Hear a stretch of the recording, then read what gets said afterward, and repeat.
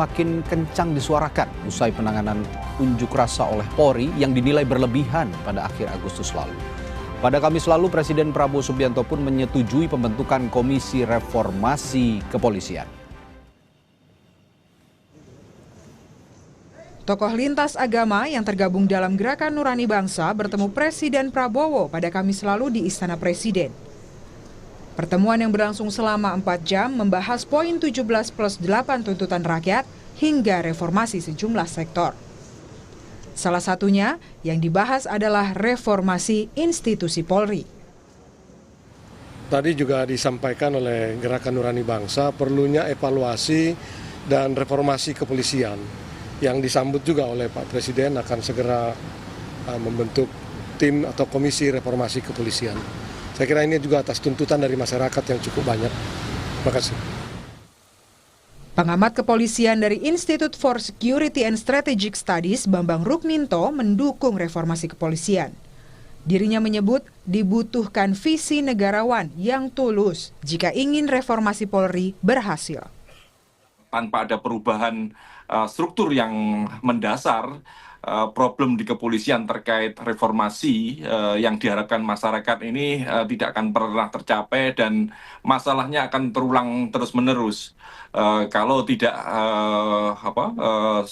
pucuk pimpinan dari kepolisian itu memiliki visi negarawan, bisa berkolaborasi dengan presiden yang memiliki visi negarawan. Polri ini hanya sekedar menjadi alat kepentingan kekuasaan atau kepentingan-kepentingan di luar kewenangan yang sudah diberikan negara sesuai dengan amanat reformasi 98, seperti itu. Senada dengan Bambang Rukminto, Ketua PBHI Julius Ibrani pun menyebut perbaikan sistem di kepolisian harus secara konstitusional. Ia menambahkan, jika reformasi Polri hanya dilakukan berdasarkan kasus tertentu dan tidak menyentuh akar permasalahan, maka kejadian serupa akan kembali terulang. Bahwa mandatnya itu konstitusional, maka perbaikan sistem dan struktur tidak boleh kasuistis. Saya tidak memandang bahwa kalau urgensi ada, setiap lembaga urgensi evaluasi penting setiap hari. Tetapi apabila kita mendasarkan evaluasi dan perbaikan sistem ini secara kasuistis, maka saya pastikan ini akan bernasib seperti tim pencari fakta, tim gabungan, tim independen ini itu yang sekali selesai dan tidak bisa menyentuh akar persoalan secara fundamental. Dan akibatnya perbaikan itu tidak akan menyentuh sistem dan struktur. Dan dengan demikian saya akan pastikan akan terjadi keberulangan dari kesalahan-kesalahan sebelumnya. Pada Jumat kemarin, sempat mencuat isu terkait dengan surat Presiden soal pergantian Kapolri ke DPR. Mensesnek Prasetyo Hadi membantah kabar tersebut. Dalam keterangan tertulisnya, Prasetyo Hadi menyebut berkenaan dengan surprise pergantian Kapolri ke DPR bahwa itu tidak benar. Jadi belum ada surprise yang dikirim ke DPR mengenai pergantian Kapolri. Sebagaimana dengan yang disampaikan oleh pimpinan DPR, memang belum ada. Reformasi diharapkan menyasar pada perbaikan sistem dan struktur internal Polri. Perbaikan ini penting karena siapapun pemimpinnya, jika sistem dan strukturnya masih sama, maka kondisinya akan tetap sama saja. Tim Liputan, Kompas TV. Saudara, desakan reformasi Polri terus digaungkan. Reformasi yang diharapkan yaitu mengevaluasi seluruh sistem hingga strukturnya. Lalu langkah apa yang pertama perlu dilakukan? Kita akan bahasnya bersama Arianto Stadi, penasihat ahli Kapolri. Lalu juga ada Bambang Rukminto selaku pengamat kepolisian dari Institute for Security and Strategic Studies. Dan Rudianto Lalo, anggota Komisi 3 DPR RI dari fraksi Partai Nasdem. Selamat malam Bapak-Bapak. Selamat malam. Selamat malam. Baik, saya ke Pak Rudi dulu kalau gitu. Pak Rudi, langkah awal, langkah yang urgent harus dilakukan dengan cepat dan signifikan untuk mewujudkan reformasi Polri ini kira-kira apa? Ya, terutama yang bisa didorong oleh lembaga legislatif terlebih dari Komisi 3 DPR RI. Ya, tentu yang pertama kita menghormati ya dan mendukung langkah-langkah Presiden. Saya selalu mengatakan bahwa Presidenlah yang paling paham, karena Presiden selaku kepala negara oleh konstitusi didukung, di backup oleh dua alat negara bernama TNI Polri. TNI Polri adalah alat negara yang didudukkan dalam konstitusi pasal 30 ayat 4 sebagai penjaga keamanan ketertiban masyarakat yang tugasnya melindungi, mengayomi, melayani masyarakat. Dan terakhir adalah penegakan hukum. Nah, kalau kita bicara reformasi, ya ini tidak asing lagi karena sesungguhnya Polri anak kandung reformasi. Tap 6 MPR 2000 itu kan pemisahan TNI dan Polri. Ya, Polri menjadi alat negara yang memang langsung didudukan di konstitusi pasal 34 ayat 4. Sehingga ketika bicara reformasi, ya itu adalah koreksi perbaikan saya kira. Dan saya selalu mengatakan bukan hanya Polri, 3 trias politika, 3 cabang kekuasaan, eksekutif, legislatif, yudikatif juga perlu direformasi. Muaranya tujuannya untuk kepentingan masyarakat. Itu satu hal. Yang kedua, apa yang perlu direformasi Polri? Kita lihat, Polri menjaga keamanan dan ketertiban masyarakat. Nah, kalau dipandang Polri hari ini tidak mampu menjaga keamanan ketertiban, nah itu yang harus dikoreksi. Kedua, pelayanan mengayomi, melindungi masyarakat. Kalau Polri tidak bisa melindungi, mengayomi, melayani masyarakat, ini yang perlu dikoreksi, diperbaiki. Yang ketiga adalah penegakan hukum. Kalau Polri belum bisa, misalkan menjawab, menangani, membasmi kejahatan-kejahatan, apakah kejahatan berat atau ringan, ini yang perlu kita reformasi. Bagaimana caranya? Ya, caranya tentu penting adalah bagaimana misalkan kelembagaan Polri itu diperkuat, ya. Itu diperkuat otomatis, ya. Apakah nanti misalkan SDM sumber daya manusianya, mulai rekrutmen, kaderisasinya, pendidikannya dan sebagainya. Dan kalau kita lihat hari ini, kemitraan Polri dan Komisi itu sudah berjalan baik. Setiap kasus-kasus yang menyita perhatian publik, ketika kemudian kami di DPR sebagai fungsi pengawasan yang diberi mandat undang-undang, itu respon cepat dilakukan oleh para pimpinan Polri. Utamanya bila mana ada oknum-oknum Polri, tidak bisa dipungkiri setiap institusi pada ada oknum-oknum yang melanggar hukum, maka kami selalu mendesak agar dilakukan penegakan hukum yang transparan, ya, dan akuntabilitas. Memberi sanksi yang berat kepada siapapun oknum-oknum aparat penegak hukum kita yang melanggar hukum, karena sejatinya dia yang harus menegakkan hukum. Kira-kira itu. Pak. Tapi saya berharap dan publik juga berharap sepertinya reformasi Polri ini tidak melakukan perbaikan secara kasuistis saja, karena kalau memang ada kasus baru ditindak ataupun baru dievaluasi itu sepertinya penanganannya kasuistis. Nah, saya yakin ke Pak Bambang kalau begitu. Pak Bambang, kalau dari Anda tadi juga ada tuntutan bahwa jangan mereformasi institusi Polri ini secara kasuistis dan harus menyentuh akar masalah. Nah, menurut Anda yang disebutkan Pak Rudi tadi adalah akar-akar masalah dari Polri selama ini yang harus diperbaiki? Apa yang disampaikan Pak Rudi tadi, saya melihatnya normatif saja ya, malah tidak menyentuh problem yang diharapkan oleh masyarakat selama ini gitu loh.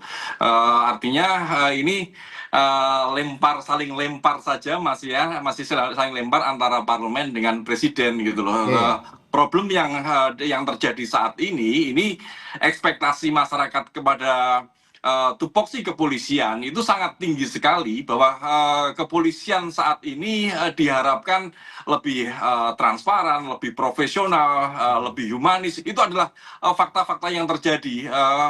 Saya melihat kasus kemarin bagaimana kepolisian seolah disudutkan oleh masyarakat, menjadi sasaran chaos, amuk misalnya seperti itu, karena sebenarnya masyarakat itu menginginkan yang lebih kepada kepolisian, menginginkan perbaikan-perbaikan yang signifikan, dan ini dalam kurun 10 tahun saya melihatnya masih tidak, malah ada kemunduran gitu loh.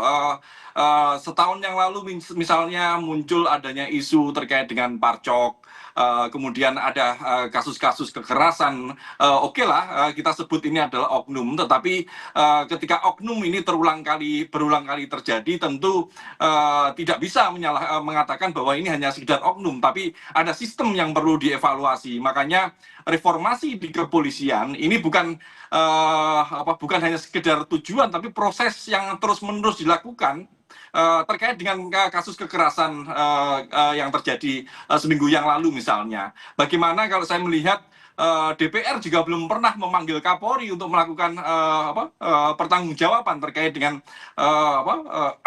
aksi-aksi kekerasan yang Peristiwa di dilakukan Agustus lalu. oleh personil seperti itu. Memang semuanya itu by proses, tetapi langkah-langkah yang signifikan itu harus dilakukan, dan yang lebih penting lagi itu akan terus terjadi bila tidak ada perombakan yang lebih signifikan terkait dengan struktur.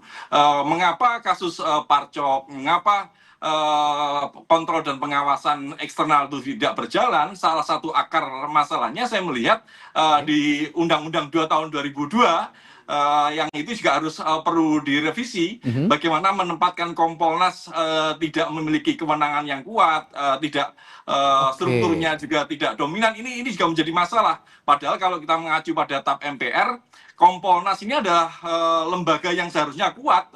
Kalau dengan komposisi sekarang, struktur yang sekarang, tidak lebih seperti pendapat masyarakat.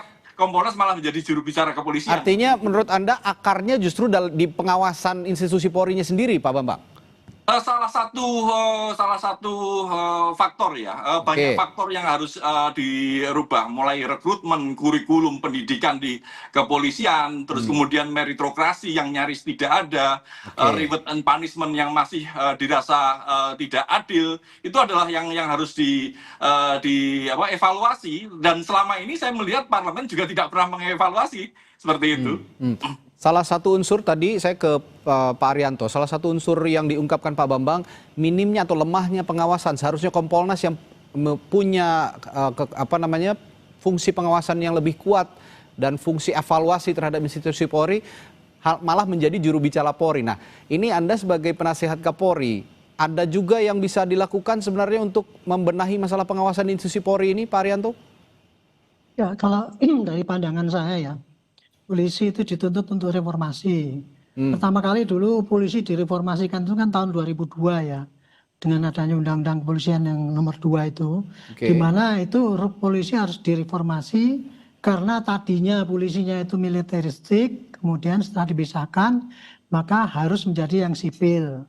Maka titik berat pada reformasi itu adalah perilaku polisi supaya tidak militeristik, sudah tidak kasar, nggak berpelanggaran HAM dan sebagainya. Atas dasar itu kemudian polisi sudah melakukan reformasi antara lain instrumental, kultural, dan struktural. Selama 20 tahun ini ya, kurang 25 tahun ini polisi ya sudah mencoba, setiap Kapolri masih mempunyai moto sendiri-sendiri dalam rangka untuk memperbaiki citra Polri. Tetapi ya memang harus diakui ya, selama ini di dalam kurun 25 tahun ini reformasi polisi yang jalan baik itu ya pada instrumental sama strukturalnya itu berjalan tanpa ada halangan. Polisi sekarang jadi gede sekali, banyak orangnya, instrumennya juga sudah jelas. Tapi di bidang kultural memang harus diakui belum sampai 50% itu untuk perbaikan di dalam polisi itu sendiri. Kebanyakannya adalah faktor moral, mental yang koruptif di lingkungan polisi masih banyak. Kemudian tindakan-tindakan yang eksesif, kemudian penyalahgunaan wewenang itu hanya oknum-oknum yang di lapangan. Itu masih saja terjadi gitu ya. Dan mengapa begitu? Itu kita kebanyakan mengambil kesimpulan ya karena memang pengawasannya memang lemah. Saya sendiri mengatakan pengawasan polisi itu lemah. Karena pengawasan internal kurang berjalan dengan baik.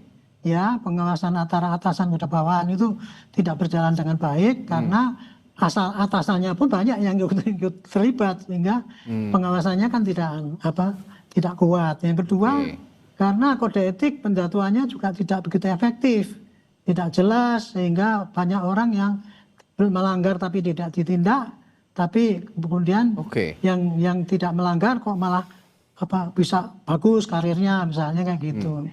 Akibatnya pengawasannya memang lemah dan saya juga mengakui.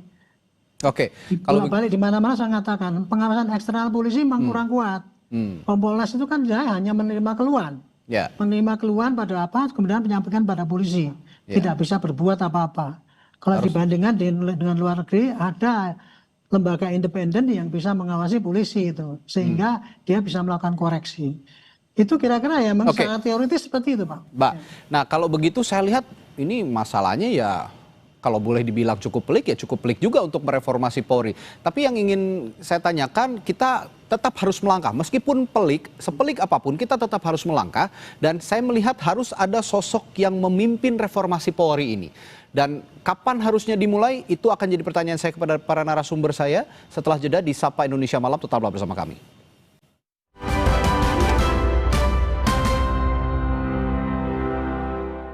Mulai 25 kalsium 콜라겐 부르크랑 꿀리크리프 툴랑 크로포스 No worries 콜라게나 Susu steril dengan 1000 mg kolagen dan kalsium, kulit no keriput, tulang no keropos. 콜라게나 susu awet muda.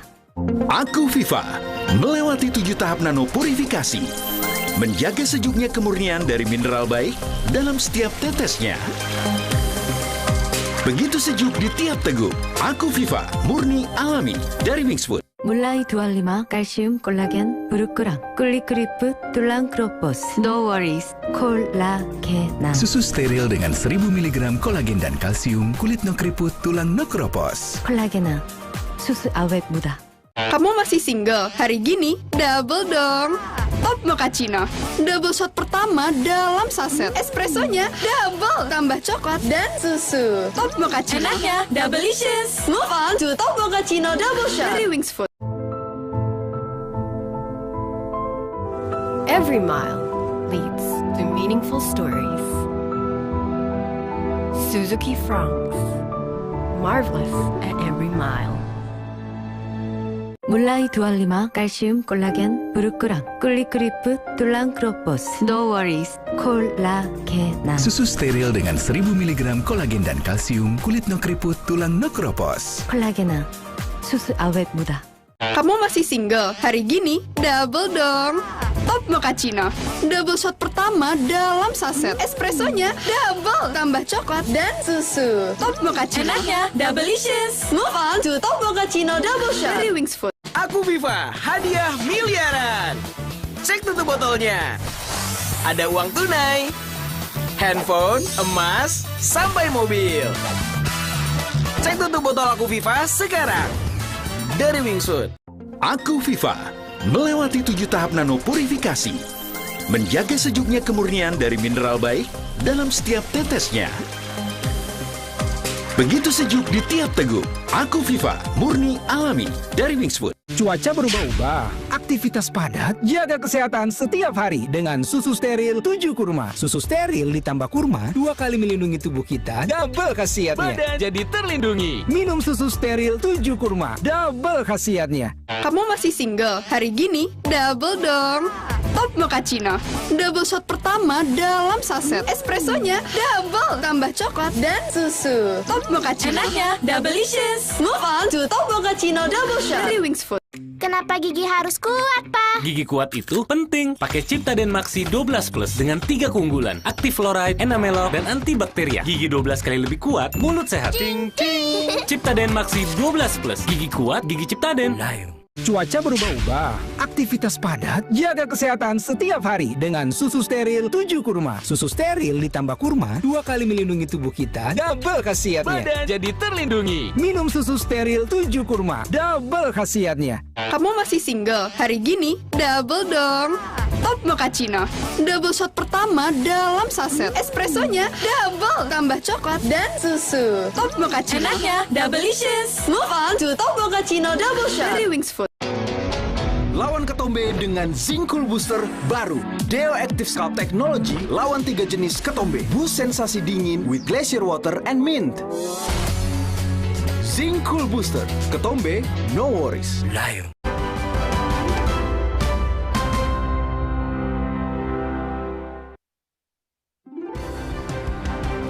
Kami lanjutkan perbincangan soal reformasi institusi Polri. Tadi saya bertanya pada para narasumber saya, siapa yang harusnya memimpin memulai reformasi Polri ini? Karena kalau yang dibilang Pak Bambang dan juga Pak Arianto tadi, saat ini sepertinya tidak ada fungsi pengawasan yang baik untuk melihat atau mengevaluasi institusi Polri. karena itu saya menilai juga perlu ada sosok yang bisa memimpin reformasi Polri ini dan kapan harusnya dimulai. Saya akan tanyakan ini juga pertama ke Pak Rudi dulu sebagai anggota DPR. Bagaimana Pak Rudi? Ya tentu kalau ditanya siapa yang memimpin reformasi Polri, saya katakan bukan saya lempar ke kekuasaan eksekutif. Karena Bapak Presiden lah yang memakai dua instrumen alat negara ini, TNI dan Polri. Tentu Presiden paling tahu seperti apa sosok-sosok yang akan memimpin tim reformasi Polri. Yang pasti sosok tersebut harus berjiwa negarawan. Karena dia Polri ini alat negara, Pak. Dia tidak boleh berpikir motif kekuasaan semata, tetapi berpikir untuk negara. Ya, ini yang penting agar betul-betul Polri dapat bekerja secara profesional dan humanis. Terhadap peristiwa-peristiwa yang banyak terjadi, saya kira ini momentum kemudian Polri bisa berbenah kembali untuk mengkoreksi kebijakan-kebijakan yang dinilai publik, dinilai masyarakat kurang dan sebagainya. Kami di DPR, kalau ditanya Pak Bambang, kami paling sering melakukan rapat dengar pendapat itu adalah dengan mitra kami Polri, Pak. Karena begitu banyak aduan masyarakat yang masuk ke Komisi 3 terkait dengan praktek-praktek ketidakprofesionalan terhadap oknum-oknum dalam menjalankan tugas fungsi kewenangan sebagai anggota Polri. Paling banyak. Kami sudah panggil Kadipropam, panggil petinggi Polri, dan kami tanyakan supaya betul-betul setiap oknum yang melakukan pelanggaran hukum itu ditindak tegas, jangan diberi kesempatan dan sebagainya. Yang kedua, terhadap oknum-oknum yang diberi hukuman, jangan malah dipromosi, Pak. Nah, ini kan jadi problem. Bagaimana ini yang dilakukan kemarin? Ya, promosi jabatan terhadap misalkan, ya taruhlah contoh kasus, misalkan kasus Pak Sambo ya kan, bagaimana oknum-oknum yang terlibat justru dipulihkan dan sebagainya. Itu contoh kasus saja. Kita tidak mau seperti itu. Kita mau Polri betul-betul tegas menindak anggota yang melakukan praktek-praktek pelanggaran hukum ya. Karena itu noda bagi aparat penegak hukum sendiri. Kira-kira begitu. Oke, kalau tadi Pak Rudi, sosok yang bisa memimpin reformasi Polri harus seorang negarawan begitu. Tapi sepertinya tidak hanya negarawan tapi punya karakter yang kuat, terutama yang jadi akar masalah Polri ini untuk punya perilaku yang jujur, anti korupsi dan punya integritas tinggi. Kalau menurut Pak Bambang, siapa sosok itu?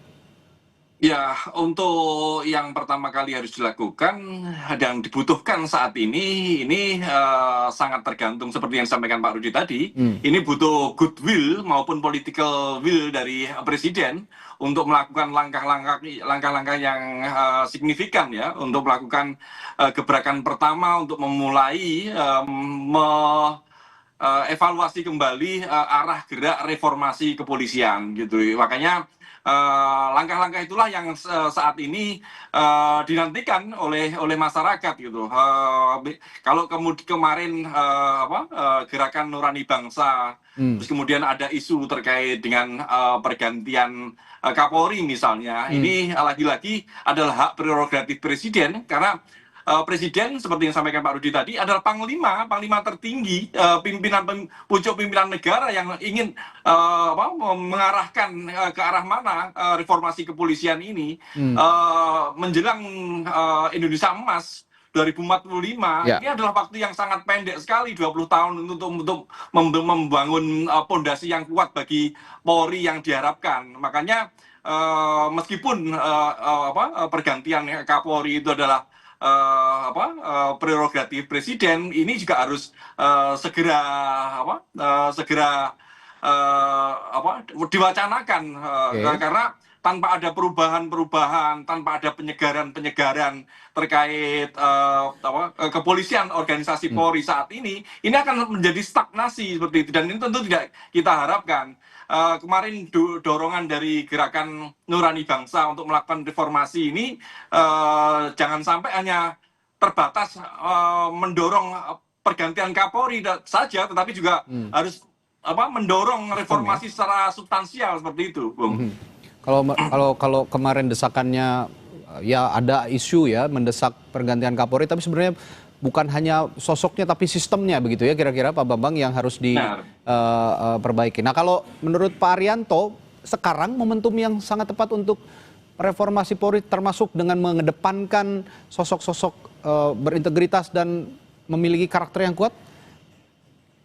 Ya, saya kira ini sosok yang paling bagus ya, pembelajaran yang paling bagus untuk bangsa ini dan juga untuk polisi. Ya. Selama ini kan kita sudah mendengar lah polisi itu dikritik terus perilakunya begitu mengecewakan masyarakat dan sebagainya. Dan sudah dikasih contoh-contoh yang fatal bagaimana kalau polisi itu dirusak oleh para petinggi yang kurang bagus. Nah, tapi kan selama ini kan upaya untuk perbaikan ke situ kan nggak kelihatan jelas gitu loh. Yeah. Jadi cuman tidak ada kiat-kiat yang nyata untuk menghilangkan apa-apa yang kemarin itu disorot oleh masyarakat. Okay. Nah, sehingga akhirnya setelah terjadi kayak gini kan seakan-akan tidak ada yang mau gitu. Okay. Maka kalau saya ditanya siapa yang cocok, yang paling cocok gitu, merubah polisi ini ya supaya bisa jadi bagus ini dibutuhkan seorang sosok ya, yang satu berintegritas tinggi dan masih mendambakan polisi itu baik, nomor satu itu dulu. Okay. Dan yang kedua, yang tahu penyakitnya polisi dan bagaimana cara menyembuhkannya itu. Jadi tahu kelemahan-kelemahan polisi dan bagaimana cara mengatasinya itu harus tahu. Jadi orang yang pengalaman juga mengenai tugas polisi itu gitu. Okay. Kalau hanya dilihat orang di luar ya cuma integritas tinggi, tapi dia nggak ngerti pola seluk-beluknya polisi ya percuma aja nanti reformasinya di mana bagiannya nggak ngerti. Okay. Gitu. Baik. Makanya ya kalau ada gagasan kemarin itu ada komisi yang ditunjuk, oke bagus aja nggak apa-apa. Tapi nanti tolong dicari komisi yang di situ tuh bukan hanya orang yang jujur, orang yang berintegritas tinggi, tapi nggak ngerti problema polisi. Ya nanti reformasinya ya nggak mengena pada penyakit polisi itu. Ya, pada akarnya ya. Baik. Itu kira-kira itu Pak. Pak Arianto, sekarang kan seperti Pak Bambang bilang tadi, desakan publik ini begitu kuat untuk mereformasi atau mengevaluasi institusi Polri yang dari hari ke hari, bulan ke bulan, tahun ke tahun, permasalahannya selalu ada dan sepertinya semakin pelik. Dan publik kemarin saya melihat di lini masa juga memunculkan sosok Jenderal Hugeng yang dulu pada saat era Presiden pertama Republik Indonesia Soekarno sangat diulu-ulukan oleh masyarakat. Sosok Jenderal Hugeng yang dekat dengan masyarakat, berintegritas tinggi, tidak mau ditekan oleh kekuasaan. Saya ingin bertanya, di era sekarang ini, sosok Jenderal Hugeng masih ada nggak sih di institusi Polri, dan Anda percaya nggak sosok itu masih ada di institusi Polri, Pak Arianto? Ya, saya 50 tahun jadi polisi ya Pak ya. Dan sudah melihat para jenderal polisi itu, pimpinan polisi. Rasanya yang seperti Pak Hugeng itu hampir tidak ada Pak. Yeah. Hampir tidak ada. Sulit untuk yang sama dengan dia. Saya yang merasa diri saya tidak pernah korupsi, tidak macam-macam, saya nggak bisa menyamai dengan Pak Hugeng itu. Gitu loh Pak. Jadi Pak Hugeng itu menjadi sosok ideal ya. Dan kesitulah polisi ingin menuju. Pak Sigit ini sudah mereka dalam rangka mengembangkan seperti Pak Hugeng itu ada Hugeng Award. Itu kalau gitu ya. Tetapi terus terang Pak, untuk mencari orang yang sejujur beliau dan orang integritasnya sangat tinggi kayak gitu, sangat sulit di dalam zaman modern sekarang ini. Tapi paling tidak kita harus tetap optimis Pak. Itu harus kalau memang untuk memperbaiki institusi Polri kita harus mencari Jenderal Hugeng berikutnya. Saya nggak boleh ngomong dong, ada. Nanti memberikan harapan palsu ya Pak ya. Baik. Nah kalau begitu saya ingin bertanya ke Pak Bambang, untuk memunculkan sosok yang ya setidaknya mirip lah ya, tidak ketiplek sama, tapi setidaknya menuju ke arah sosok Jenderal Hugeng. Bagaimana caranya Pak Bambang? Ya, saya lebih pada pendekatan sistem ya, Mas. Karena integritas seseorang itu tentu juga sangat mudah fluktuatif, naik turun gitu. Kalau ada kekuasaan, kesempatan itu seringkali terguncang juga. Makanya saya lebih melakukan pendekatan pada sistem, sistem kontrol dan pengawasan yang kuat, kemudian reward and punishment yang konsisten. Itulah yang harus dilakukan. Kemudian juga terkait dengan kurikulum pendidikan yang lebih humanis, tidak seperti sekarang yang lebih menekankan dengan tradisi militeristik gitu. Terus yang akhirnya memunculkan arogansi dan yang lebih penting bukan hanya kata disampaikan Pak Haryanto, bukan persoalan membangun citra ya sekarang ini, tetapi membangun reputasi, jadi membangun brand. Artinya kalau citra ini hanya citra saja, kamuflase saja, seolah-olah ketika memberikan Hugeng Award terus semuanya menjadi selesai, kan tidak seperti itu. Yang lebih penting adalah membangun konsistensi terkait dengan reward and punishment tadi. Itu akan lebih bisa diterima masyarakat daripada hanya sekedar pencitraan saja seperti itu. Upaya untuk memberikan spirit mendorong menjadi sosok ideal seperti Hugeng itu bagus-bagus saja, tetapi